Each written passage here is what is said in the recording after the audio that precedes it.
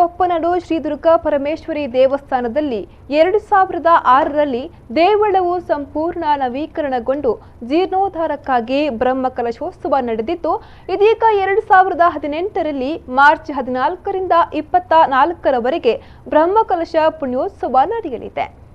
ಮುಲ್ಕಿ ಬಪ್ಪನಾಡು ಶ್ರೀ ದುರ್ಗಾಪರಮೇಶ್ವರಿ ದೇವಸ್ಥಾನದ ನವೀಕರಣ ಹಾಗೂ ಬ್ರಹ್ಮಕಲಶೋತ್ಸವಕ್ಕೆ ಭರದ ಸಿದ್ಧತೆ ನಡೆಯುತ್ತಿದೆ.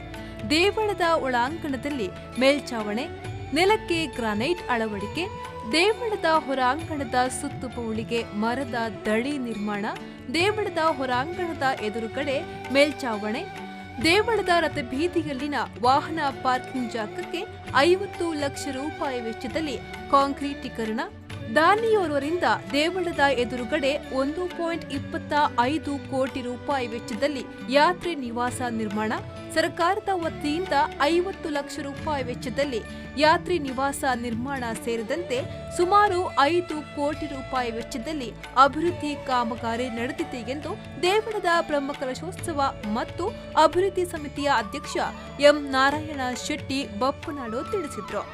ಮಾರ್ಚ್ 14ರ ಬೆಳಗ್ಗೆ ತೋರಣ ಮುಹೂರ್ತದ ಮೂಲಕ ಬ್ರಹ್ಮಕಲಶ ಪುಣ್ಯೋತ್ಸವ ಕಾರ್ಯಕ್ರಮಗಳು ನಡೆಯಲಿದ್ದು, 17ರ ಮಧ್ಯಾಹ್ನ ಬ್ರಹ್ಮಕಲಶದ ಪ್ರಯುಕ್ತ ಧ್ವಜಾರೋಹಣ, 23ರಂದು ಬೆಳಗ್ಗೆ ಬ್ರಹ್ಮ ಕುಂಭಾಭಿಷೇಕ, ಮಧ್ಯಾಹ್ನ ಹಗಲು ರಥೋತ್ಸವ, 24ರ ರಾತ್ರಿ ರಥೋತ್ಸವ ನಡೆಯಲಿದೆ.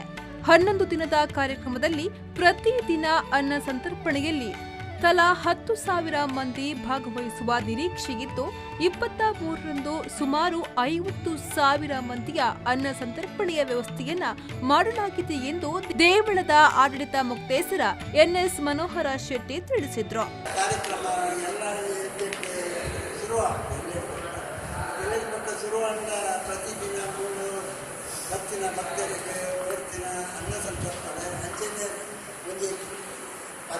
ತಾರೀಕಿಗೆ 14 ತಾರೀಕಿಗೆ ಗೌರ್ಮೆಂಟ್ ಆಯೋಗ, 14ನೇ ತಾರೀಕಿಗೆ ಸಾಂಸ್ಕೃತಿಕ ಕಾರ್ಯಕ್ರಮ, 17ನೇ ತಾರೀಕಿಗೆ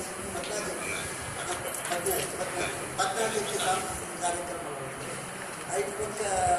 17ಕ್ಕೆ ಸಾಂಸ್ಕೃತಿಕ ಕಾರ್ಯಕ್ರಮ. ಹೊರಕಾಲಕ್ಕೆ ನಮ್ಮ ಉದ್ದೇಶ ಕಾರ್ನಾಡ್ ಜಂಕ್ಷನ್ಗೆ ಭಾರಿ ಮಾಡ್ಕೊಂಡು ಮಾಧ್ಯಮಗೋಷ್ಠಿಯಲ್ಲಿ ಮುಲ್ಕಿ ಸೀಮೆಯ ಅರಸರಾದ ದುಗ್ಗಣ್ಣ ಸಾವಂತರು, ದೇವಳದ ಕಾರ್ಯನಿರ್ವಹಣಾಧಿಕಾರಿ ಜಯಮ್ಮ, ಬ್ರಹ್ಮಕಲಶೋತ್ಸವ ಮತ್ತು ಅಭಿವೃದ್ಧಿ ಸಮಿತಿಯ ಕಾರ್ಯಾಧ್ಯಕ್ಷ ಶೇಖರ ಶೆಟ್ಟಿ ಕಿಲ್ಪಾಡಿ ಬಂಡಸಾಲೆ, ಗೌರವಾಧ್ಯಕ್ಷ ಜಯಂತ ರೈ ಪಾದೆಮನೆ, ಉಪಾಧ್ಯಕ್ಷರುಗಳಾದ ಎಸ್ವಿ ಕೋಟ್ಯಾನ್, ಕರುಣಾಕರ ಶೆಟ್ಟಿ ಬಾಳದಗುತ್ತು, ಅಶೋಕ್ ಕುಮಾರ್ ಶೆಟ್ಟಿ, ರಂಗನಾಥ ಶೆಟ್ಟಿ, ವಿನೋದ್ ಸಾಲ್ಯಾನ್, ಕಿಶೋರ್ ಶೆಟ್ಟಿ, ಮುರಳೀಧರ ಭಂಡಾರಿ ಮತ್ತಿತರರು ಹಾಜರಿದ್ದರು.